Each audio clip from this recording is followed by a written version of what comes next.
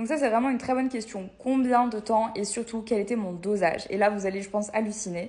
Puisque avec la quantité d'acné que j'avais, ma dermatologue, elle m'a prescrit de faire du microdosage. Donc c'est-à-dire de prendre 5 mg de Roaccutane, donc d'isotrétinoïne par jour, pendant 9 mois. Faut savoir qu'on peut aller, je crois, jusqu'à 60 mg par jour. C'est énorme. Mais moi, en gros, elle m'a dit qu'elle préférait faire ça avec tous ses patients parce qu'elle avait des meilleurs résultats. Et surtout, l'avantage, en fait, d'être microdosé, c'est que vous avez des effets négatifs beaucoup, beaucoup moindres que si vous prenez tout de suite une grosse dose pendant très peu de temps.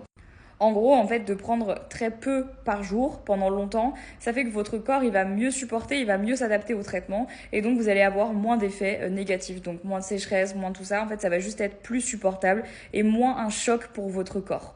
La deuxième raison, c'est que du coup, plus longtemps vous prenez le traitement, plus vous avez de chances de ne pas faire de récidive. Donc si vous avez peur de récidiver, essayez de voir avec votre dermatologue si vous pouvez pas faire durer le traitement longtemps, mais avec des petites doses, parce qu'en fait, ça permet vraiment juste à votre corps d'aller venir complètement faire son travail. D'ailleurs, pour info, je sais pas si vous savez comment ça marche, Roaccutane, mais en gros, c'est un truc de fou.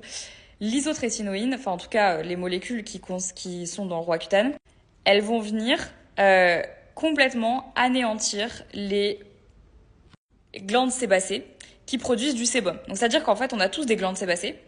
Et ben le traitement, ça va venir les tuer. Donc par exemple, votre glande sébacée, elle ressemble à ça. À la fin du traitement, elle ressemble à ça. Voilà. Voilà. C'est comme ça que ça marche, c'est pour ça que vous avez des sécheresses, parce qu'en fait, toutes les glandes sébacées de votre corps vont shut down, c'est-à-dire elles vont juste mourir, voilà. Et donc, du coup, vous êtes sec, vous êtes sec.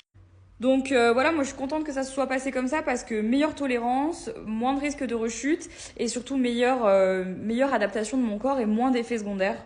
Donc voilà, mais je sais qu'on est tous différents par rapport à ça.